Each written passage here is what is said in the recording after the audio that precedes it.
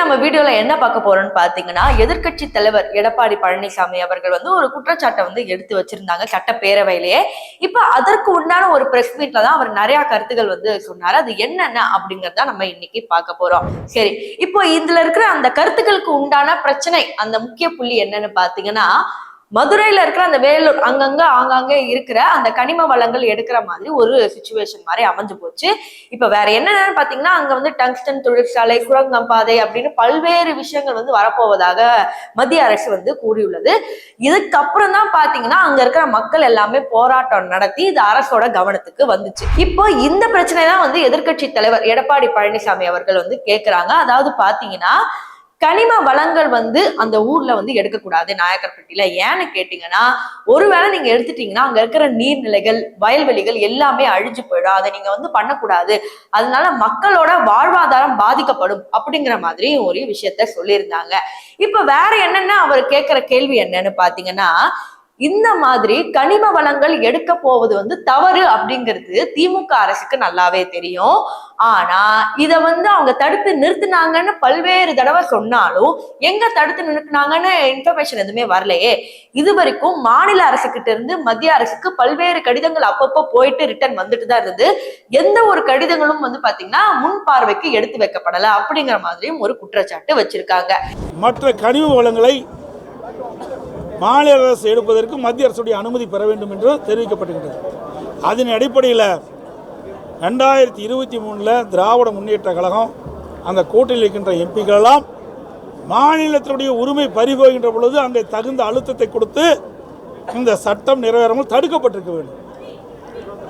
அதை சட்டத்தை தடுக்க தவறிய காரணத்தினால், அந்த சட்டம் நிறைவேற்றப்பட்ட காரணத்தினால் இன்றைக்கு மத்திய அரசு அந்த சட்டத்தின் வாயிலாக மதுரை மாவட்டம் மேலூர் பகுதியில், மேலூர் சட்டமன்றத்துக்கு உட்பட்ட பகுதியில், நாக்கிற்பட்டி என்ற கிராம பகுதியில் டங்ஸ்டன் சுரங்கம் அமைப்பதற்கு இன்றைக்கு மத்திய அரசு ஏலம் விட்டு அதை நடைமுறை பார்க்க இன்றைக்கு தனியார் நிறுவனத்திற்கு அனுமதி கொடுத்திருக்கின்றனர். இப்போ இதுல வேற ஒரு விஷயம் என்னன்னு பாத்தீங்கன்னா, மத்திய அரசோட அவங்க நீர்வளத்துறையில அவங்க என்ன எக்ஸ்ட்ரீட்ல போட்டிருக்காங்கன்னா, இந்த மாதிரி 10 மாதம் காலமாகவே பாத்தீங்கன்னா இந்த ஒப்பந்தத்துக்கு எந்த ஒரு எதிர்ப்பும் பாத்தீங்கன்னா மாநில அரசு தெரிவிக்கவில்லை.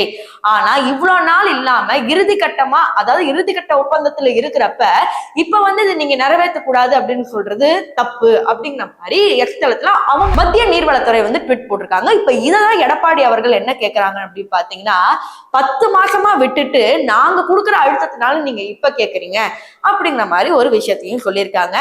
இதுல 3/10/2023 நீர்வளத்துறை அமைச்சர் டங்ஸ்டன் உள்ளிட்ட அதிமுக்கிய கனிமங்கள் குறித்து மத்திய சுரங்கத்துறைக்கு கடிதம் எழுதியிருக்கிறார். 2/11/2022 மத்திய சுரங்கத்துறை அமைச்சர் எழுதிய பதிலில் கடிதத்தில் நீர்வளத்துறை அமைச்சரின் கோரிக்கைகளை நிராகரிக்கப்படுவதாக அந்த கடிதத்தில் தெரிவிக்கப்பட்டிருக்கிறது. இப்போ நீர்வளத்துறை அமைச்சர் எழுதிய கடிதமே எங்களுக்கு விவரம் தெரியாது. அந்த நீர்வளத்துறை அமைச்சர் எழுதிய கடிதத்திற்கு மத்திய சுரங்கத்துறை அமைச்சர் என்ன பதில் கடிதம் எழுதியிருக்கு எங்களுக்கு தெரியாது. அது ரெண்டுமே வெளியிடல. இப்போ தான் சட்டமன்றத்தில் நான் கேள்வி கேட்ட பிறகு தான் நீர்வளத்துறை அமைச்சர் அதுக்கு விளக்கம் கொடுத்திருக்கிறார். கடிதத்தில் என்னன்னு சொன்னோம். வேற இன்னொன்னு என்ன விஷயம் பாத்தீங்கன்னா, பத்திரிகையாளர்கள் அடுக்கடுக்கே கேள்வி எடப்பாடி பழனிசாமி அவங்க கிட்ட வைக்கும் போது அவரு சிம்பிளா என்ன சொல்லிடுறாருன்னா, ஆரம்ப காலத்துல இருந்தே 2023 இந்த ஒப்பந்தம் கையெழுத்தப்படப்பட்டது. கிட்டத்தட்ட 10 மாசம் இடைவெளி இருக்கிறப்ப எப்படி இப்ப அவங்க தடுத்து நிறுத்துறோம்னு சொல்றாங்க. இப்ப கொடுக்குற அழுத்தம் ஆரம்பத்திலே கொடுத்திருந்தா இவ்வளவு பெரிய பிரச்சனையே வந்திருக்காது. எதுக்கு மக்கள் போராடணும்? இப்போ எங்கள் கவனத்துக்கு வந்த இந்த விஷயமே பாத்தீங்கன்னா முதல்ல எங்களுக்கு தெரிய வரல, என்ன கடிதம் அனுப்புறாங்கன்னு தெரிய வரல. இது வரைக்கும் 2 தடவை பிரைம் மினிஸ்டர் மோடியை சந்திச்சு பேசினாரு முதலமைச்சர் ஸ்டாலின் அவர்கள். ஆனா அப்பெல்லாம் இந்த இன்ஃபர்மேஷனை பகிர்ந்துக்க முடியல, அப்பெல்லாம் அழுத்தம் தெரிவிக்க முடியலையா? இவ்வளவு தூரம் வந்ததுக்கு அப்புறம் தான் அழுத்தம் கொடுக்கணுமா அப்படிங்கிற மாதிரி ஒரு கேள்வியை கேட்டிருக்காங்க. எதிர்ப்பு எங்க கொடுக்கணும்? நாடாளுமன்றத்தில் கொடுக்கணும். கொடுக்கின்ற இடம் நாடாளுமன்றம். அதுக்குத்தானே தமிழ்நாட்டு மக்கள் 2023 இந்த சட்டம் கொண்டு வராங்க. இப்போ கொண்டாடல, 2023 நாடாளுமன்றத்தில் மத்திய அரசாங்கம் மாநில உரிமைகளை பறிக்கின்ற விதமாக பிளாட்டினம், டங்ஸ்டன் போன்ற அரிய வகை 20 கனிமங்கள் நாட்டில் வெட்டி எடுப்பதற்கு அனுமதி மத்திய அரசு வழங்க வேண்டும் என்ற ஒரு கனிம வள சட்ட திருத்தத்தை கொண்டு வரும்போது இவன் ஏன் எதிர்க்கல? அவர்கள் 37 நாடாளுமன்ற இருக்கிறாங்களா, 2038 நாடாளுமன்ற 2023 அப்போ எதிர்த்திருந்து தொடர்ந்து மத்திய அரசுக்கு அழுத்தம் கொடுத்திருந்து இந்த சட்டத்தை நிறைவேற்றாமல் தடுக்கப்பட்டிருந்தால் இந்த பிரச்சனை இப்போ வந்திருக்காது. அதை தவற விட்டுட்டாங்க.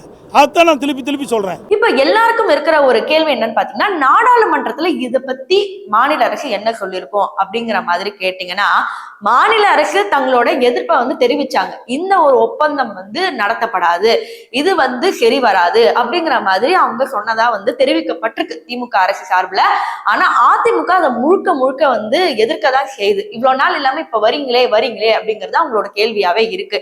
சோ அதுக்கு இன்னொரு எக்ஸாம்பிள் என்ன சொல்றாருன்னா, ரீசெண்டா நடந்த சட்டப்பேரவை அவையிலே பாத்தீங்கன்னா எடப்பாடி அவர்கள் பல்வேறு கருத்துக்கள் இதற்கு சம்பந்தமா தான் கேள்வி வைக்கிறாங்க. ஆனா துரைமுருகன் அவர்கள் என்ன சொல்றாங்கன்னா, நீங்க கூட தான் முதலமைச்சரா இருக்கும்போது 1000 கடிதங்கள் மாத்தி அனுப்புறீங்க, அதெல்லாம் வந்து நீங்க வந்து போட்டோ போட்டு காட்டுறீங்களா அப்படிங்கிற மாதிரி துரைமுருகன் கேட்ட கேள்விக்கு எடப்பாடி பழனிசாமி அவர்கள் என்ன சொல்றாருன்னா, இது வந்து மக்கள் பிரச்சனை, நான் எல்லா கடிதங்களையும் சொல்லல, இது வந்து முக்கியமான பிரச்சனைன்னு வரும்போது இந்த கடிதத்தை ஏன் வந்து எதிர்கட்சியோட முன்னிலைக்கு கொண்டு வரல அப்படிங்கிற மாதிரி ஒரு கேள்வியை எடுத்து வைக்கிறாங்க.